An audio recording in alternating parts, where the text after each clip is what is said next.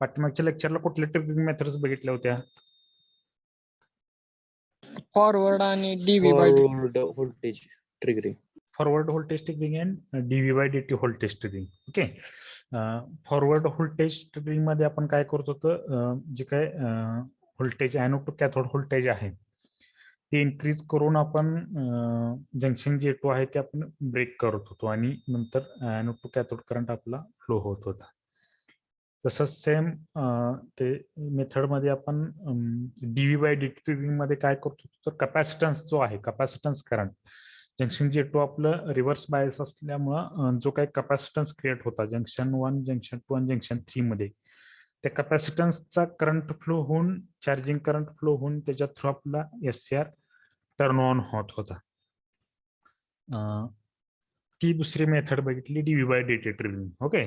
आता जी काही थर्ड मेथड आहे आपली, लास्ट मेथड आहे, फिफ्थ मेथड. त्याच्या आधी आपण 4 मेथड्स बघितलेले आहेत. कोणत्या कोणत्या मेथड बघितलेत कोण सांगू शकता का मला?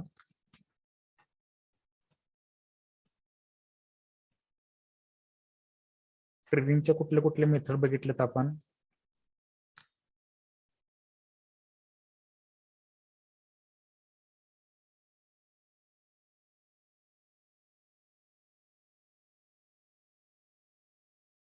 पहिली मेथड कुठली बघितली हो? फर्स्ट मेथड ट्रिगरिंगची थर्मल थर्मल ट्रिगरिंग. बघितली. सेकंड मेथड कुठली बघितली? Light triggering. Light triggering. Fourth method काय होती? Third forward forward voltage. आणि फोर्थ मेथड होती ती DV by T triggering, DV by DT triggering. हे 4 मेथड्स आपण स्टडी केलेले आहेत. त्याच्यामधली एक लास्टची मेथड आपली राहिलेली आहे गेट ट्रिगरिंग. ओके. आता गेट ट्रिगरिंग मध्ये मी तुम्हाला याच्या सांगितले की ऑलरेडी 3 मेथड्स आहेत. 3 method, there are 3 methods in the gate triggering. कुठले कुठले 3 मेथड आहेत तो गेट ट्रिगरिंग मधल्या? DC gate triggering, AC gate triggering आणि पल्स गेट ट्रिगरिंग. हा, DC gate triggering, AC gate triggering आणि पल्स गेट ट्रिगरिंग ह्या 3 मेथड आहेत त्यातल्या गेट ट्रिगरिंग मधल्या आहेत. आता याच्यामध्ये बघा 3 मेथड बघत असताना जी काही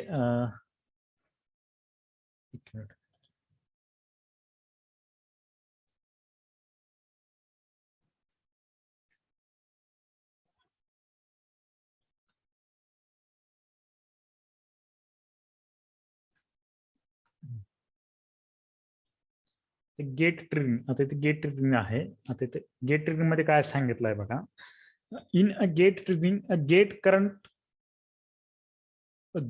pulse of sufficient amplitude and duration is applied between gate and cathode. Okay. आता ह्या मेथड मध्ये काय आहे म्हणजे जनरली ही जी काय मेथड आहे गेट ट्रिगरिंग, आतापर्यंत जे काय 4 मेथड आपण बघितल्या ते 4 मेथड मध्ये आपण कुठेही गेटला सप्लाय दिला होता का हो? गेट टर्मिनलला आपण कुठं सप्लाय अप्लाय केला होता का? नाही. नाही केला.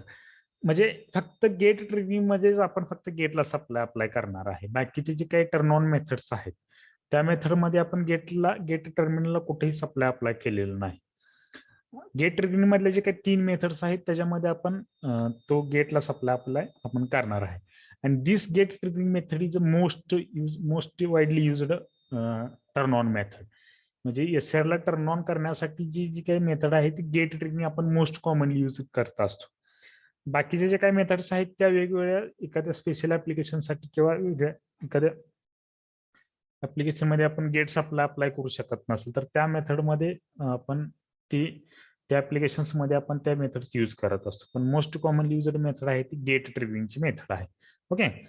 आता याच्यामध्ये काय सांगितलंय, gate terminal in a gate current pulse of sufficient amplitude and duration is applied between gate and cathode. म्हणजे गेट ट्रिगरिंग मेथड मध्ये काय आहे, सफिशियंट अँप्लिट्यूड गेटला जो काय सप्लाय आपण करणार आहे किंवा गेट करंट जो काय आपण अप्लाय करणार आहे तो सफिशियंट अँप्लिट्यूड अँड ड्युरेशन, म्हणजे त्याचं जर काय टाइम ड्युरेशन असेल आणि त्याचं जे काय अँप्लिट्यूड असेल ते सफिशियंट पाहिजे की जेणेकरून ते आपल्या SCR टर्न ऑन करेल. त्या अँप्लिट्यूडचा आणि तेवढ्या टायमिंग पुरतं जी काही पल्स आपण किंवा जो काही सप्लाय त्याला अप्लाय करणार आहे तो gate terminal to cathode terminal असायला पाहिजे. गेट टर्मिनल आणि कॅथोड टर्मिनलच्या मध्ये तुम्ही अप्लाय केलेला असायला पाहिजे. This is the most commonly used method for triggering of SCR. आणि ही जी मी तुम्हाला मग सांगितली ही जी काही मेथड आहे ती कॉमनली युज्ड मेथड आहे. ही जी काही मेथड आहे ती मोस्ट कॉमनली युज्ड मेथड आहे. SCR ला टर्न ऑन करण्याची ही most commonly used triggering method आहे. We can turn on SCR at desired value of firing angle using a gate triggering. आता ह्या मेथड मध्ये आपण काय करू शकतो, आपण त्याचा फायरिंग अँगलची व्हॅल्यू आपण डिसाइड करू शकतो. डिझायर्ड आपल्याला पाहिजे त्यावेळेस तुम्ही तो SCR टर्न ऑन करू शकता, पाहिजे त्यावेळेस तुम्ही तो SCR टर्न ऑफ करू शकता. म्हणजे टर्न ऑफ करण्यासाठी तुम्हाला तो होल्डिंग करंटपेक्षा जे काय करंट आहे तो कमी आणायला पाहिजे. ते टर्न ऑफ करण्याची प्रोसेसला तुम्हाला ती वेगळी मेथड असेल. पण टर्न ऑन करण्यासाठी तुम्ही याला जे काही 180 डिग्री अँगल आहे हाफ सायकलचा, त्याच्यामध्ये कुठेही तुम्ही SCR टर्न ऑन करू शकता बाय युझिंग गेट ट्रिगरिंग. तसं अदर मेथड मध्ये नाही. जोपर्यंत तुमचं जंक्शन J2 ब्रेक होत नाहीये, तुम्ही सप्लाय अप्लाय केल्यानंतर तोपर्यंत तुमचं SCR टर्न ऑन होत नव्हतं. म्हणजे तो फायरिंग अँगल कंट्रोल करायसाठी तुम्हाला केवळ फायरिंग अँगल तुम्ही डिसाईड करू शकत नव्हता बाकीच्या मेथड्स मध्ये. पण ही जी काही मेथड आहे गेट ट्रिगरिंग मेथड, याच्यामध्ये तुम्ही फायरिंग अँगल कधीही, म्हणजे फायरिंग अँगल काय आहे हो नक्की, what is the firing angle? Angle at which thyristor is turned on. मग ज्या अँगलला SCR तुमचा ऑन होतोय त्याला फायरिंग अँगल म्हणायचं. म्हणजे हा अँगल आहे तो तुम्ही डिसाईड करू शकता गेट ट्रिगरिंग मध्ये. As per our requirement we can turn on the SCR at any instant. म्हणजे 360 डिग्री पर्यंतचा कुठलाही इन्स्टंट असू द्या, 180 डिग्री पर्यंत, 0 to 180 डिग्री, आपल्याला कुठल्या अँगलला SCR टर्न ऑन पाहिजे त्या अँगलला तुम्ही SCR टर्न ऑन करू शकता. हे गेट ट्रिगरिंग मध्ये पॉसिबल आहे. ओके. नंतर the gate signal should be removed once the thyristor is turned on. By the use of gate triggering, SCR can be turned on much before forward breakdown voltage. आता ही जी काय method आहे याच्यामध्ये काय सांगितलंय बघा, की गेट सिग्नल जरी तुम्ही एकदा SCR टर्न ऑन झाला आणि नंतर जर तुम्ही गेट सिग्नल रिमूव्ह केला, गेट ट्रिगरिंग यूज करून तुम्ही SCR टर्न ऑन केला आणि नंतर जरी तुम्ही तो गेट सिग्नल रिमूव्ह केला तरी तुमचं SCR टर्न ऑन मध्ये राहणार आहे. हा झाला एक पॉईंट. आणि दुसरा पॉईंट काय आहे, गेट ट्रिगरिंग यूज करून तुम्ही जे काय फॉरवर्ड ब्रेकडाऊन व्होल्टेज, म्हणजे फॉरवर्ड व्होल्टेज अप्लाय करून जे आपण SCR टर्न ऑन करत होतो, म्हणजे जी काय आपली थर्ड मेथड होतो by applying forward voltage apply करून जो काय आपण SCR टर्न ऑन करतो, त्याच्या आधी कधीही तुम्ही तो SCR टर्न ऑन करू शकता. Much before than SCR turn on इथे सांगितलंय बघा. The gate by the use of gate triggering, SCR can be turned on much before forward breakdown voltage. आता फॉरवर्ड ब्रेकडाऊन व्होल्टेज कशामध्ये होतं, तर फॉरवर्ड व्होल्टेज ट्रिगरिंग मध्ये आपल्याला फॉरवर्ड ब्रेकडाऊन व्होल्टेज आपण बघत होतो. मग त्याच्या कितीतरी आधी किंवा त्याच्या आधी कधीही तुम्ही तो SCR टर्न ऑन करू शकता. फॉरवर्ड ब्रेकडाऊन व्होल्टेज म्हणजे ब्रेकडाऊन व्होल्टेज पर्यंत तुमचं व्होल्टेज इन्क्रीज व्हायला पाहिजे असं नाही, त्याच्या आधीही तुम्ही SCR टर्न ऑन करू शकता बाय युझिंग गेट ट्रिगरिंग. म्हणजे फॉर एक्झाम्पल काय, 0 डिग्री टू 180 डिग्री याच्यामध्ये कधीही तुम्ही SCR टर्न ऑन करू शकता. याच्यामध्ये कधीही SCR तुम्ही टर्न ऑन करू शकता. तसं अदर मेथड्स मध्ये पॉसिबल नाहीये. ओके. आता खाली सांगितले there are 3 methods of gate triggering. Gate ट्रिगरिंगच्या 3 मेथड्स आहेत. एक DC gate triggering, AC gate triggering आणि pulse gate triggering. DC gate triggering, AC gate triggering आणि pulse gate triggering, these are the 3 methods. Okay. SCR gate triggering मध्ये काय काय होतं तुमच्या लक्षात आलंय का हो? म्हणजे काय, म्हणजे नक्की काय होतंय गेट ट्रिगरिंग मध्ये किंवा गेट ट्रिगरिंग काय यूज करायचं, ह्याचा ओव्हरव्ह्यू आलं का? ह्या 3 मेथड्स आपण बघणार आहे, पण याच्यामधलं तुम्हाला लक्षात आलंय का सांगा, गेट ट्रिगरिंग म्हणजे नक्की काय किंवा त्यामध्ये नक्की काय होतंय?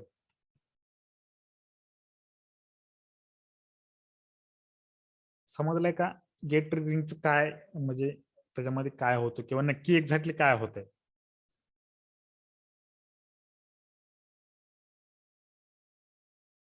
सर एकदा रिपीट करता का? एक मिनिट तुम्हाला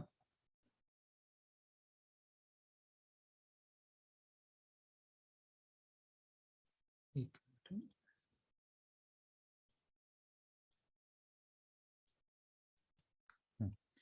आता काय होतंय बघा गेट ट्रिगरिंग मध्ये, आता SCRच्या आपण कॅरेक्टरिस्टिक्स बघितल्या होत्या.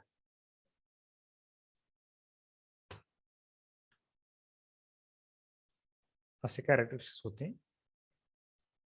आणि जसं जसं आपण व्होल्टेज इन्क्रीज, आता फॉरवर्ड ब्रेकडाऊन व्होल्टेज म्हणजे आता गेट सप्लाय आपण अप्लाय केलेलं नाही, ते लक्षात घ्या. गेटचा सिग्नल आपण अप्लाय केलेलं नाही, तर काय होतं, आपण व्होल्टेज इन्क्रीज करत होतो. आता इथे ऍक्सेस वरती व्होल्टेज आहे आणि इथं करंट आहे, बरोबर आहे का, एसआर कॅरेक्टरिस्टिक्स मध्ये. जसं तुम्ही याला सप्लाय अप्लाय केल्यानंतर परत काय होतो, तो ब्रेकडाऊन व्होल्टेज म्हणजे ब्रेकडाऊन पॉईंट होता का नाही, तर त्या पॉईंट नंतर काय होतं, तो तुमचं जंक्शन जे टू ब्रेक होणार आहे, बरोबर नाही, ब्रेकडाऊन व्होल्टेज फीबीओ, फॉरवर्ड ब्रेकवर व्होल्टेज असं इथं होतं, बरोबर आहे का, फीबीओ फॉरवर्ड ब्रेकवर व्होल्टेज. त्याच्यानंतर काय होतं, तुमचं जंक्शन जे टू ब्रेक होत होतं, जे रिव्हर्स बायस मधलं जंक्शन आहे तुमचं ब्रेक होणार, आणि त्यानंतर काय होत होतं, तुमचं एज अक्रॉस व्होल्टेज डिक्रीज व्हायचं, एज अक्रॉस व्होल्टेज डिक्रीज होत होतं आणि करंट इन्क्रीज होत होता, बरोबर आहे का, हो सर. हे आपण बघितलेलं आहे, आणि करंट इन्क्रीज होत होतं. आता काय होतंय बघा, गेट हे आपलं विदाउट गेट ट्रिगरिंग अप्लाय करून, बरं, म्हणजे ब्रेकडाऊन व्होल्टेजला तुमचा जंक्शन जे टू ब्रेक होणार आहे, कधी गेट सिग्नल नाही अप्लाय केला तर. ज्यावेळेस गेट ट्रिगरिंग मध्ये काय करू शकतो, जे काय फॉरवर्ड फॉरवर्ड गेट ट्रिगरिंग आहे, फॉरवर्ड व्होल्टेज गेट ट्रिगरिंग त्याच्यासारखी सेम मात्र आहे, फक्त त्याला गेटला सिग्नल अप्लाय केलेला आहे. गेटला सिग्नल अप्लाय केल्यामुळे काय होते, जर तुम्ही गेटला सिग्नल अप्लाय केला, जो तुमचा टर्न ऑनची जी काय प्रोसेस आहे, ती टर्न ऑनची प्रोसेस ब्रेकडाऊन व्होल्टेज पर्यंत व्होल्टेज इन्क्रीज करायची काही गरज नाही, त्याला तुमचं त्याच्या आधी तुम्ही कधीही त्याला टर्न ऑन करू शकता, इथूनही तुम्ही त्याला एसआर ला टर्न ऑन करू शकता. येते काय लक्षात, कसं गेट ट्रिगने अप्लाय करून, गेटला सिग्नल अप्लाय करून, म्हणजे तुमचं जंक्शन जे टू जे काही ब्रेक होत होतं ते ब्रेकडाऊन व्होल्टेजला ब्रेक होत होतं, बरोबर नाही, तेच जंक्शन जे टू तुम्ही ब्रेक करणार आहे बाय अप्लाइंग गेट ट्रिगरिंग, तुम्ही ऍट एनी इन्स्टंट कधीही 180 डिग्री पर्यंत, म्हणजे जोपर्यंत 0 डिग्री टू 180 डिग्री आहे याच्यामध्ये तुम्ही कधीही तुमचं जंक्शन जे टू ब्रेक करू शकता आणि तुमचे एसआर टर्न ऑन करू शकता. तसं फॉरवर्ड ब्रेकडाऊन व्होल्टेज मध्ये काय होतं, तर तुम्हाला जोपर्यंत जंक्शन सप्लाय अप्लाय करून जोपर्यंत जंक्शन तुमचं ब्रेक होत नाही, म्हणजे ह्या पॉइंटला तुमचा एसआर ऑन होणार होता, ह्याच्या आधी तुमचा एसआर तुम्ही टर्न ऑन करू शकत नव्हता, किंवा ह्याच्यानंतर तो ऑटोमॅटिकली टर्न ऑन होणार आहे, किंवा ह्याच्यानंतर जर तुम्हाला टर्न ऑन करायचं असेल तर तुम्ही करू शकत नव्हते, इथं तुमचे एसआर टर्न ऑन होणार. पण गेट ट्रिगरिंग मध्ये कसं आहे, तुम्ही तो एसआर कधीही टर्न ऑन करू शकता 0 डिग्री टू 180 डिग्री मध्ये. आले का लक्षात? हो सर. ही गेट ट्रिगरिंगचे ऍडव्हान्टेज आहे. ऍट एनी इन्स्टंट तुम्ही कधी तुम्ही तो गेट ट्रिगरिंगला तुम्ही टर्न ऑन करू शकता, एसआर तुमचा टर्न ऑन करू शकता. सगळ्यांच्या लक्षात आलंय का गेट ट्रिगरिंग काय आहे? हो सर. हो सर. ओके. आता याच्या 3 मेथड आहेत,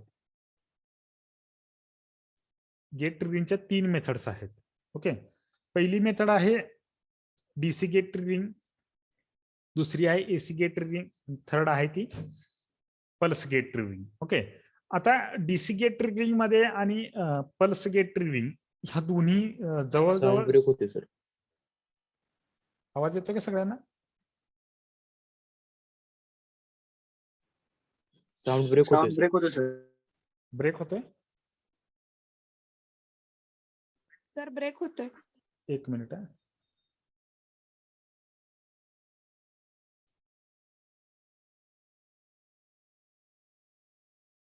आता येतोय आवाज? हो सर.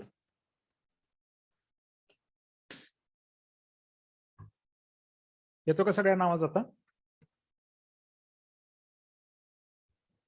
हॅलो, आवाज येतोय का? हो सर. हो सर. होत नाही ना आता आवाज? हो सर. ओके, आता गेट ट्रिगरिंग मध्ये काय होते, आता गेट ट्रिगरिंग मधली पहिली मेथड आहे ती डीसी गेट ट्रिगरिंग. ओके, आता डीसी गेट ट्रिगरिंग आणि पल्स गेट ट्रिगरिंग ह्या दोन मेथड्स जवळजवळ सेम आहेत, फक्त डीसी गेट ट्रिगरिंग मध्ये आणि एसी गेट ट्रिगरिंग मध्ये एक थोडासा चेंज आहे, की डीसी गेट ट्रिगरिंग मध्ये जो काही गेटला सिग्नल आपण अप्लाय करणार आहे तो डीसी असणार आहे, आणि एनोड आणि कॅथोडला पण जो काही सिग्नल अप्लाय केलेला असेल तोही तुमचा एसी असणार आहे. ओके, फॉर एक्झाम्पल कसं आहे,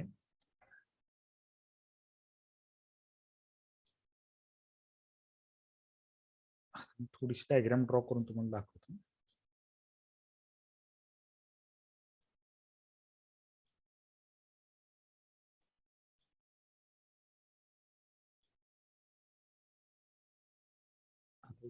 गेट ट्रिगरिंग येत आहे. याला इनपुटला AC signal DC signal apply करणार. ॲनोड आणि कॅथोडला डीसी सिग्नल अप्लाय केलेला आहे.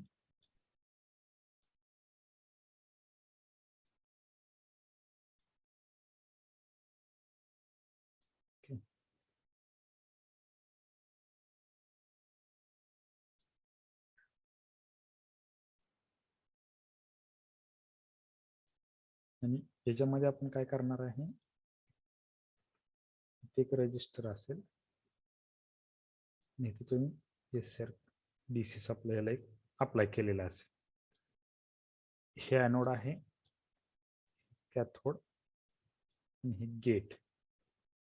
ओके, हा तुमचा व्हेरिएबल रजिस्टर असेल.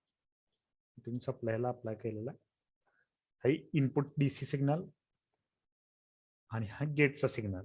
इथं पण प्लस मायनस असेल, इथे गेट सिग्नल. असं डीसी गेटचं हे आहे. डीसी गेट ट्रिगरिंगचं सर्किट डायग्राम असे असेल. पल्स गेटची सर्किट डायग्राम अशीच असते. फक्त गेटला सिग्नल देत असताना फक्त पल्स देतो आपण. पल्स देतो म्हणजे काय, एसआर टर्न ऑन होईपर्यंत त्याला तुम्ही सिग्नल अप्लाय करणार. एकदा टर्न ऑन एसआर झाला का तो तुम्ही सिग्नल रिमूव्ह करून येणार गेटचा. हे पल्स म्हणजे एकदम टर्न ऑन होईपर्यंतच फक्त तुम्हाला गेटला सिग्नल अप्लाय करायचा आहे पल्स गेट ट्रिगरिंग मध्ये. आणि डीसी गेट ट्रिगरिंग मध्ये काय, कंटिन्युअसली तुम्ही गेटला सिग्नल अप्लाय केलेला आहे. एवढाच चेंज आहे. डीसी गेट ट्रिगरिंग मध्ये कंटिन्युअसली तुम्ही गेटला सिग्नल अप्लाय करणार आहे आणि पल्स गेट ट्रिगरिंग मध्ये फक्त तुमचं एसआर टर्न ऑन होईपर्यंत तुम्ही गेटला सिग्नल अप्लाय करणार आहे. आले का लक्षात? डीसी गेट मधील पल्स गेट मध्ये काय चेंज आहे? हो सर.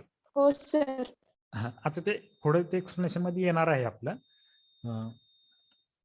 त्यावेळेस आपण बघू.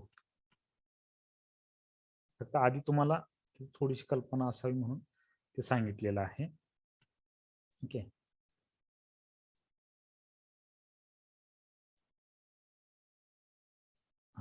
तीन मेथड मधली पहिली मेथड आहे डीसी गेट ट्रिगरिंग. आता हे इथं दिलेलं आहे. ओके, डीसी सप्लाय इथे प्लस मायनस येते, डीसी सप्लायचा अप्लाय केलेला आहे. त्याची सर्किट डायग्राम आहे डीसी सप्लाय. आणि हा व्हेरिएबल, आता हा व्हेरिएबल रजिस्टर का असतो बघा, हा गेटचा सिग्नल तुम्ही गेट करंट तुम्ही चेंज करू शकता ऍज पर, म्हणजे कधी तुम्हाला एसआर टर्न ऑन करायचा आहे, जेवढा मॅक्सिमम करंट अप्लाय कराल साऊंड तेवढा. ब्रेक होतो. साऊंड ब्रेक होते. साऊंड ब्रेक होतोय सर. ब्रेक होतोय का?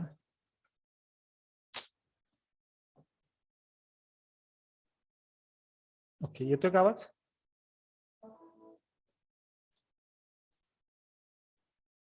एक मिनिट.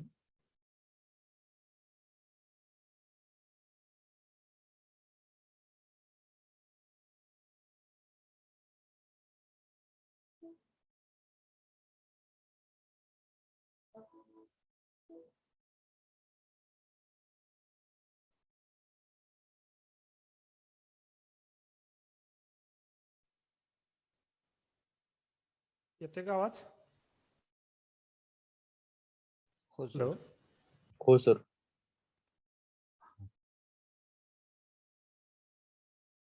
आता येतो ना क्लिअर? आवाज येतोय का सगळ्यांना? हो सर. हो सर. ओके,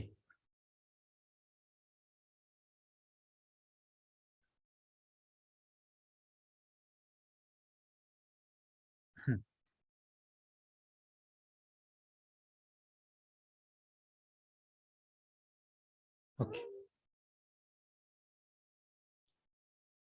आता काय सांगितले बघा, डीसी गेट ट्रिगरिंग मध्ये इथे मी तुम्हाला व्हेरिएबल रजिस्टर सांगत होतो. ओके, हा जो काही व्हेरिएबल रजिस्टर असतो ना, तो व्हेरिएबल रजिस्टर तुमचा गेट करंट इन्क्रीज किंवा डिक्रीज करण्यासाठी यूज केलेला असतो. फॉर एक्झाम्पल काय, जेवढा जास्त तुम्ही करंट यूज कराल गेट सप्लाय, गेट करंट, तेवढा एसआर तुमचा आधी लवकर टर्न होईल. जेवढा मॅक्झिमम करंट अप्लाय कराल तेवढा फायरिंग अँगल तुमचा कमी असेल किंवा तुमचे एसआर लवकर टर्न ऑन होईल. जेवढा मिनिमम गेट करंट असेल तेवढा एसआर तुमचा लेट टर्न ऑन होईल. म्हणून तो ज्यावेळी आपल्या ऍडजस्टमेंटसाठी आहेत की तुम्हाला एसआर कधी टर्न ऑन करायचं किंवा फायरिंग अँगल ऍडजस्टमेंटसाठी आहे म्हणा थोडक्यात. Firing by using this variable register you can control the firing angle असं म्हणा. ओके, आता काय सांगितले बघा खाली, DC gate triggering is applied when the input supplied to the thyristor is of direct current type. म्हणजे याचा जो काही इनपुट सिग्नल असणार आहे की म्हणजे एनोडला आणि कॅथोडला जो काही सप्लाय अप्लाय करणार आहे तो डीसी असायला पाहिजे. डीसी गेट ट्रिगरिंग मध्ये एनोडला आणि कॅथोडला अप्लाय करणारा सिग्नल तुमचा डीसी असायला पाहिजे, म्हणजे डायरेक्ट करंट टाईप म्हणजे डीसी टाईप असायला पाहिजे. This method used in inverters and choppers. Inverter and choppers मध्ये तुम्हाला ही मेथड यूज केलेली असते. कुठली? DC gate triggering, inverter and choppers. आता जे ऍप्लिकेशन्स आहेत इन्व्हर्टर चॉपर्स आपल्याला लास्ट चॅप्टर मध्ये स्टडी करायचे आहेत. 5th चॅप्टर मध्ये इन्व्हर्टर चॉपर्स कन्व्हर्टर्स या सगळ्या गोष्टी आपल्याला लास्ट चॅप्टर मध्ये स्टडी करायच्या आहेत. ओके, इन्व्हर्टर्स अँड चॉपर्स मध्ये हे डीसी टाईपची ट्रिगरिंग आपण यूज करत असतो. Unfortunately, a DC voltage of proper magnitude and correct polarity is applied between gate and cathode terminal.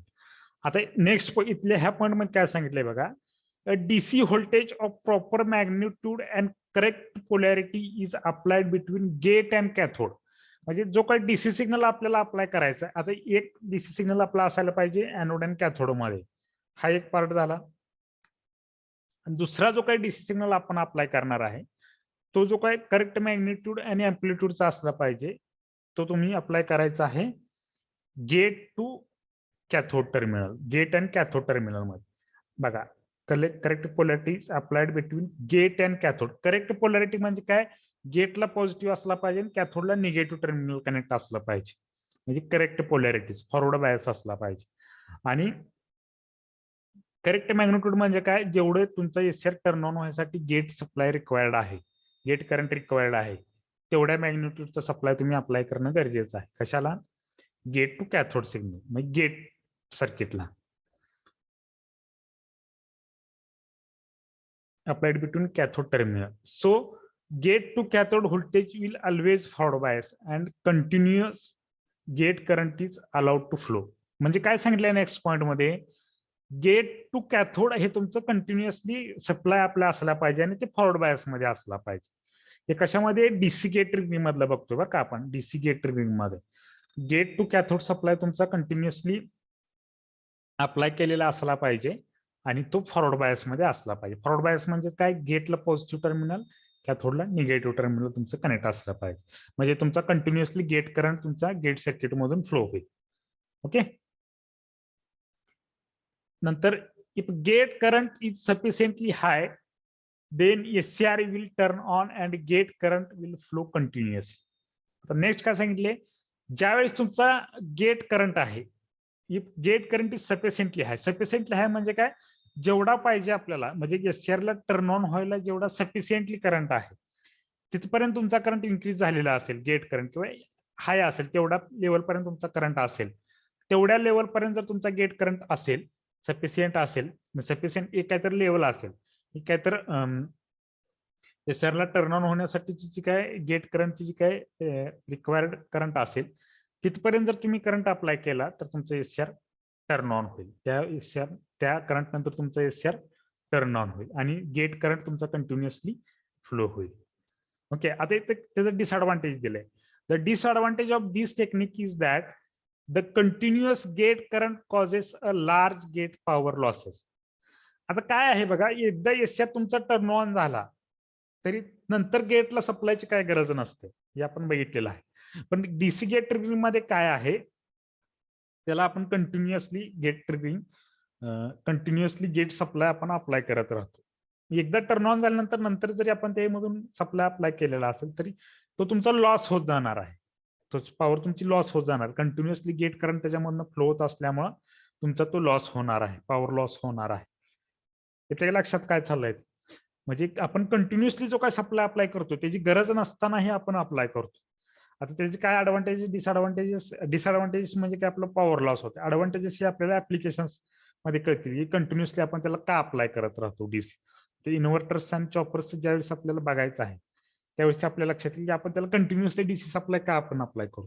काहीतरी रिझन असल्याशिवाय आपण त्याला अप्लाय करत नाही. नाहीतर एकदा पॉवर एकदा सप्लाय त्याला अप्लाय केला तर नंतर रिमूव्ह करून घेऊ शकतो. ही आपली थर्ड मेथड आहे पल्स गेट ट्रिगिंग. त्याला पल्स गेट ट्रिगिंग म्हणायचं. आणि डीसी गेट ट्रिगिंग मध्ये आपण गेटला सिग्नल हा कंटिन्युअसली अप्लाय करतोय. आता कंटिन्युअसली सप्लाय अप्लाय केल्यामुळे काय होते आपण आपला कंटिन्युअसली पॉवर लॉस होतो. गेट सर्किटमध्ये तुमचा कंटिन्युअसली पॉवर लॉस होतो.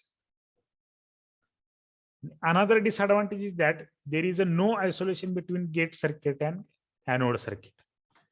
आता बघा हे जे काही नेक्स्ट डिसएडव्हान्टेज सांगितले त्याच्यामध्ये काय सांगितले, आता हे तुमचं गेट सर्किट आहे, गेटला सप्लाय अप्लाय केलेलं सर्किट, आणि हे तुमचं अॅनोड सर्किट. इथं जर सप्लाय अप्लाय केलेला असता तर हे तुमचं अॅनोड सर्किट झालं असतं. ओके, ह्या दोन्हीमध्ये कुठलंच आयसोलेशन प्रोव्हाइड केलेलं नाही. बघा हे तुम्ही डायरेक्टली दोन्हीचंही कॅथोड टर्मिनल याला कनेक्टेड आहे निगेटिव्ह. याच्यामध्ये कुठंच आयसोलेशन नाही फिजिकली किंवा इलेक्ट्रिकली, कुठंच आयसोलेशन प्रोव्हाइड केलेलं नाही. त्याच्यामुळं जे काही डॅमेजेस असतील किंवा जे काही डिसएडव्हान्टेजेस असतील ते होण्याची पॉसिबिलिटी जास्त. There is a no isolation between gate circuit and cathode circuit, anode circuit. म्हणजे अॅनोडला सप्लाय अप्लाय केलेल्या सर्किटमध्ये आणि गेटला अप्लाय केलेल्या सर्किटमध्ये कुठेही आयसोलेशन प्रोव्हाइड केलेलं नाही. डीसी गेट ट्रिगिंग हे तुझं दुसरा डिसएडव्हान्टेजेस. पहिला डिसएडव्हान्टेजेस काय होतो? What is the first disadvantage of DC gate triggering? Large power loss. कशामुळे लार्ज पॉवर लॉस होतो तो आपला?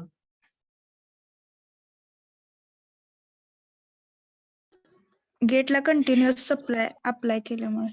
गेटला कंटिन्युअसली सप्लाय असल्यामुळं तुमचा गेट सर्किटमध्ये कंटिन्युअसली करंट फ्लो होणार आहे आणि त्याच्यामुळे तुमचा पॉवर लॉस होणार आहे.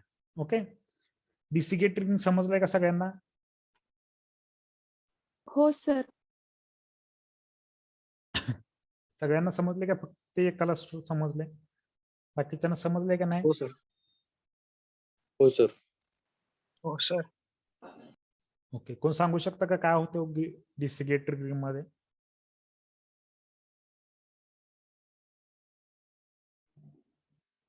कोण सांगू शकताय का?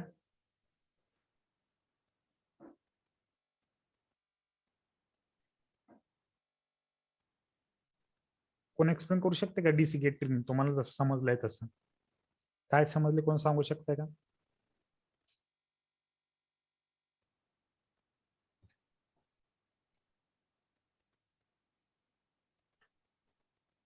सांगू शकते का कोण?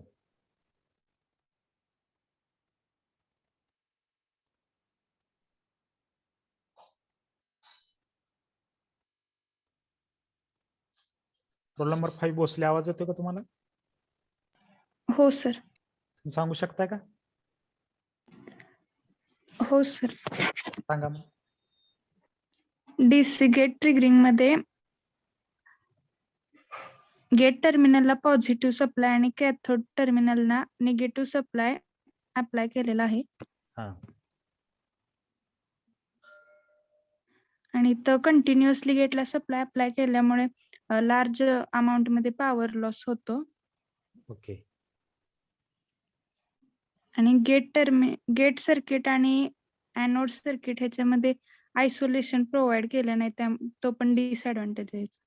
ओके, आपले एसआर कधी टर्न ऑन होतो? मग तुम्ही टर्न ऑन कधी होतो ते सांगितलंच नाही याच्यामध्ये.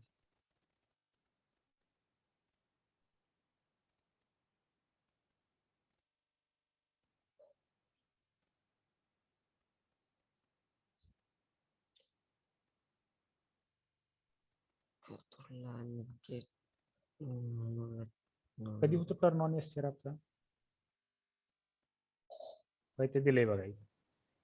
Gate current is sufficiently high then SCR will turn on and gate current will flow continuously. आहे का? कधी ऑन होतो? हाय गेट करंट असलं. सफिशियंटली महत्वाचं आहे. सफिशियंट करंट रिक्वायर्ड आहे एसआरला टर्न ऑन होण्यासाठी. तेवढा करंट जर त्याचा असेल गेटला तर तो तुमचं एसआर काय होणार आहे? टर्न ऑन होणार आहे. येते का लक्षात? हो सर. ओके. बॉयज मध्ये कोण सांगू शकताय का?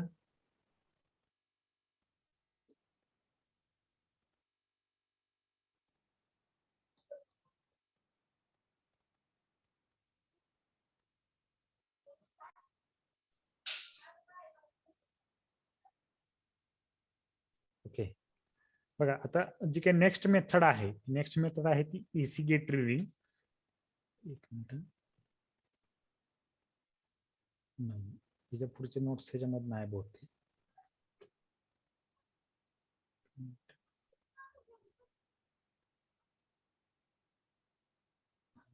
ते तुमचे नोट्स ह्याच्यामध्ये स्कॅन करायचं राहिले बहुतेक. एक मिनिट, दुसरी फाईल आहे का बघतो मी.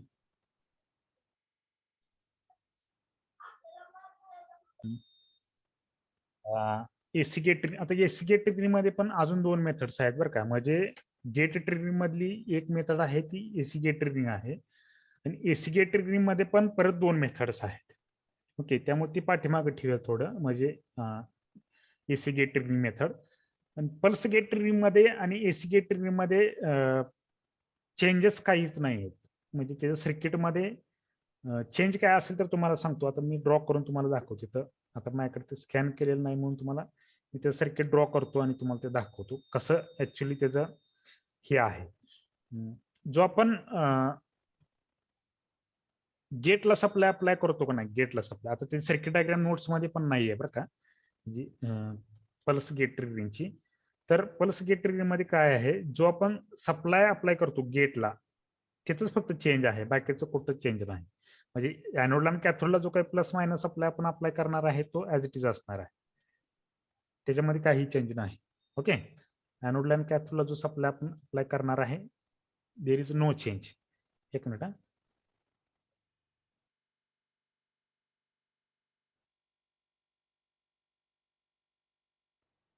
ॲनोडला आणि कॅथोडला आपण सेम जसं आधीच्या मेथडमध्ये सप्लाय अप्लाय करतोय तसं ॲनोड आणि कॅथोड आपण सप्लाय अप्लाय करणार आहे. फक्त आता इथं काय करत होतो आपण, गेटला सिग्नल अप्लाय करताना काय सर्किट होतं, व्हेरिएबल रेजिस्टर यूज करत होतो आणि डीसी सप्लाय आपण अप्लाय करतो. बरोबर आहे का? हो सर. हो हा. सर. तर आता जो सप्लाय इथं आपण अप्लाय करत असताना गेटला तर पल्स ट्रान्सफॉर्मर यूज करायचा आहे, येते लक्षात. एक ट्रान्सफॉर्मर यूज करायचं आहे, पल्स ट्रान्सफॉर्मर असं म्हणायचं, पल्स ट्रान्सफॉर्मर. आता पल्स ट्रान्सफॉर्मर कशासाठी, तर तो फक्त एससीआरला टर्न ऑन होईपुरताच तो सिग्नल तिथं गेटला प्रोव्हाइड करेल. गेट टर्मिनलला फक्त एससीआर टर्न ऑन होईपर्यंतच आपल्याला पल्स अप्लाय करायची आहे, म्हणून इथे एक पल्स ट्रान्सफॉर्मर आपण यूज करू आणि इथे तुम्ही त्याला डीसी सप्लाय अप्लाय केलेला असेल, येते का लक्षात. बाकीचं चेंज काही नाही, म्हणजे फक्त ह्या पल्स प्रोव्हाइड करेल कशाला, एससीआरला. एससीआरच्या गेट टर्मिनलला फक्त काय करेल, पल्स प्रोव्हाइड करेल. एकदा एससीआर टर्न ऑन झाला का पल्स रिमूव्ह होईल. म्हणजे त्याच्यामुळे तुमचा जे काही डिसएडव्हान्टेजेस होतं, कुठले डिसएडव्हान्टेजेस होतो, डीसी गेट ट्रिगरिंगचं डिसएडव्हान्टेज कुठलं होतं, लार्ज पॉवर लॉस होता. कंटिन्युअसली सप्लाय अप्लाय राहिल्यामुळे काय आपलं काय होत होतो, पॉवर लॉस लार्ज राहत होतो. म्हणजे त्याच्यामुळं कंटिन्युअसली आपली पॉवर लॉस होती. ती आपली एससीआर एकदा टर्न ऑन झाला का गेटला सप्लायची काहीच गरज नाहीये, म्हणून तो सप्लाय आपण कंटिन्युअसली तिथं अप्लाय केला असल्यामुळे तो आपला लॉस होत होता, पॉवर लॉस. तसं ह्याच्यामध्ये लॉस होईल का हो? नाही. नाही. आणि दुसरं डिसएडव्हान्टेजेस काय होता,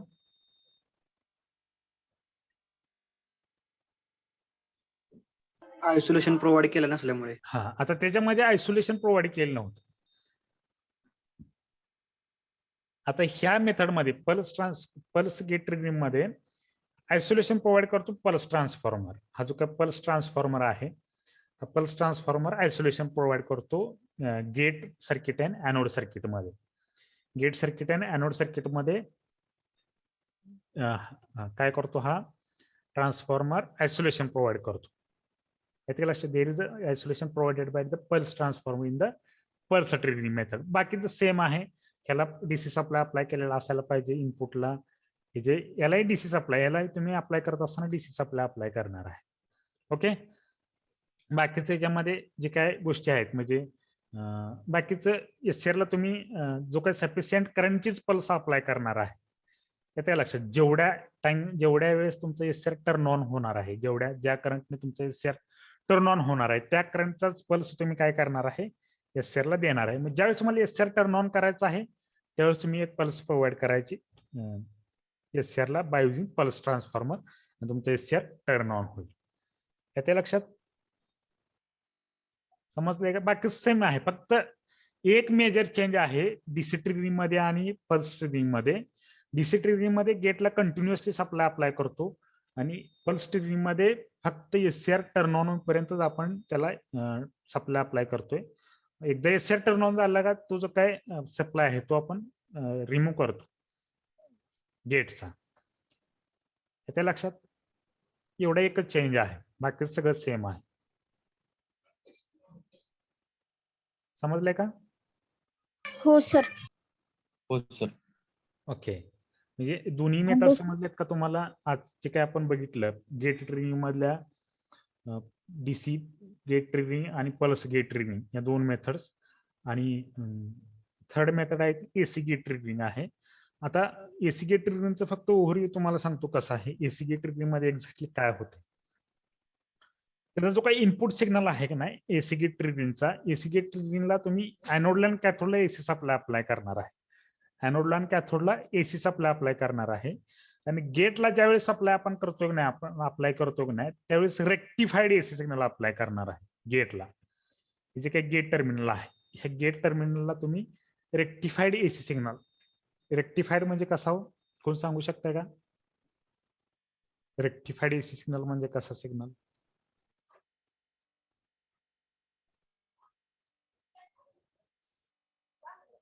कोण सांगू शकता का रेक्टिफाईड एसी सिग्नल म्हणजे कसा? रेक्टिफायर काय करतो? एसी सिग्नल मध्ये कन्वर्ट करतो. डीसी एसी सिग्नलचा आवाज येतोय का माझा? येतंय. हा, एसी सिग्नलचा डीसी सिग्नल मध्ये कन्व्हर्जन करतो, बरोबर आहे. तो प्युअर डीसी मध्ये कन्वर्ट करतो का डीसी सिग्नल? प्युअर डीसी असतो का? नाही. मग कसा असतो?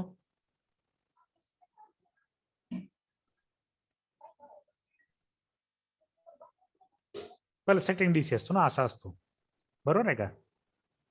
म्हणजे जे निम्माचं डीसी मध्ये कन्व्हर्जन झालेलं आहे, येते का लक्षात?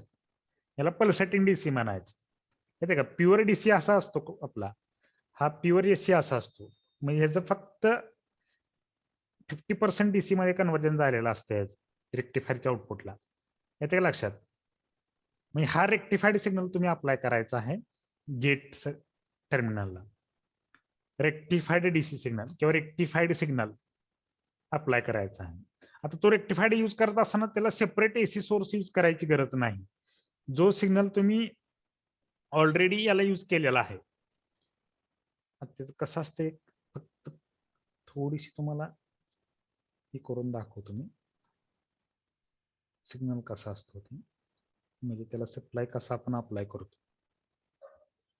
इथे एसी सिग्नल आपण अप्लाय करतो एनोडला आणि कॅथोडला.